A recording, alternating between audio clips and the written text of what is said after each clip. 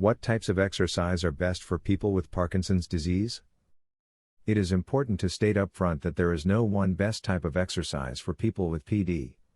It is most important to choose an exercise regimen that you enjoy, and will continue to do. However, beyond doing exercise that you will stick with, there are some additional concepts to consider when designing an exercise program for someone with PD. The basic elements of exercising with Parkinson's. There are 4 core elements of exercise that are important for people with PD. 1. Aerobic, brisk walking, stationary cycling, activities that get the heart pumping. 2.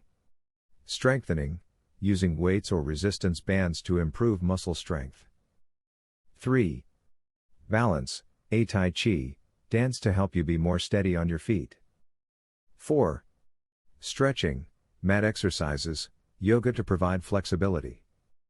Including all 4 of these elements in your exercise regimen is ideal. Aerobic activity or high-intensity exercise may be particularly important for Parkinson's and general health. High-intensity exercise has been formally studied in PD with impressive results.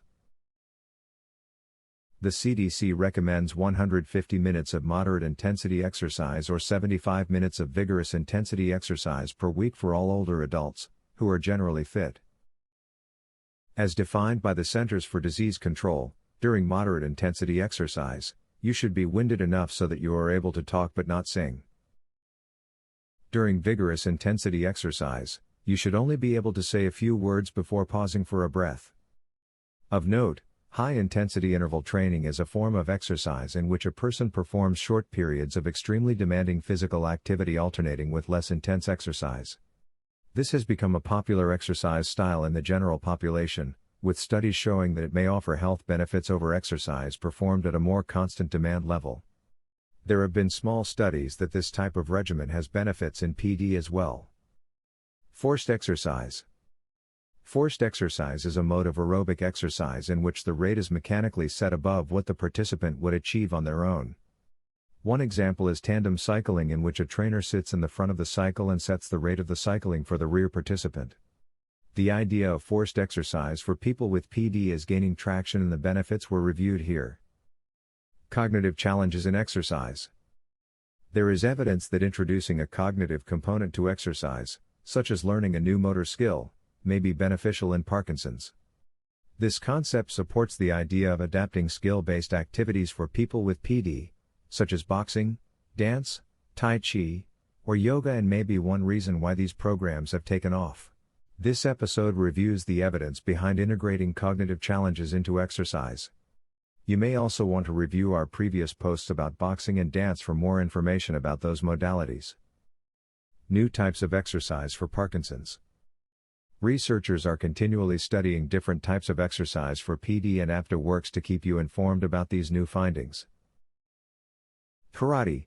People who participated in a study involving a 10-week karate class program noticed improvements in gait, quality of life, and self-reported impression of change. We highlighted this research study at the 2019 American Academy of Neurology annual meeting.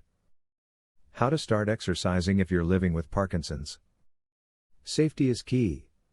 The first thing you need to do is talk with your neurologist and primary care doctor to make sure that the exercise regimen that you embark upon is safe for you. Next, ask for a referral for physical therapy. A physical therapist will be able to figure out what movement challenges you may have and design a program to help you improve. There are certain physical therapists with additional training in Parkinson's. Your physical therapist will work with you for your allotted sessions, and then can help you plan your ongoing exercise regimen that is tailored to you. You can contact the APTA National Rehabilitation Resource Center for Parkinson's disease for help finding resources in your area. Additionally, physical therapy can help counteract the tendency for people with PD to reduce the size of their movements. The Lee Silverman Voice Technique, LSVT, has designed a program called LSVT Big, which trains participants to make big movements. You can search for an LSVT trained professional near you. Anyone starting out on an exercise program could benefit from APTA's Be Active and Beyond Exercise Guide, which includes clear photos with simple instructions that are easy to follow, with exercises that address all levels of fitness. Choosing the right exercise class for Parkinson's. When trying to find an exercise class to join, it can be hard to know which ones to try because there are many different types of classes that are marketed to people with PD. When you are evaluating a class, it is important to remember the following.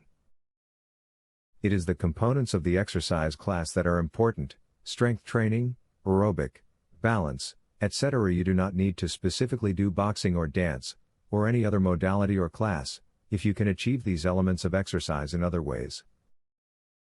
The instructor should have expertise in PD. APTA offers a training for fitness professionals which helps them better understand how to create exercise programs best suited for people with PD. The ratio of class members to instructors should be low enough to maintain safety. The class should be adaptable for people of different abilities and mobility. Many classes will offer seated options or other modifications. It may take a few tries to find the types of exercise that suits you best, so don't give up. Feel free to try different classes in your area to see what types of exercise appeal to you. It can also be motivating to take classes together with a friend or family member. You can hold each other accountable, and also have some fun together. As you find classes you enjoy, you can incorporate those modalities into your exercise schedule. For help in finding classes in your area, you can contact one of our chapters or information and referral centers. There are also many virtual classes that you can join from home.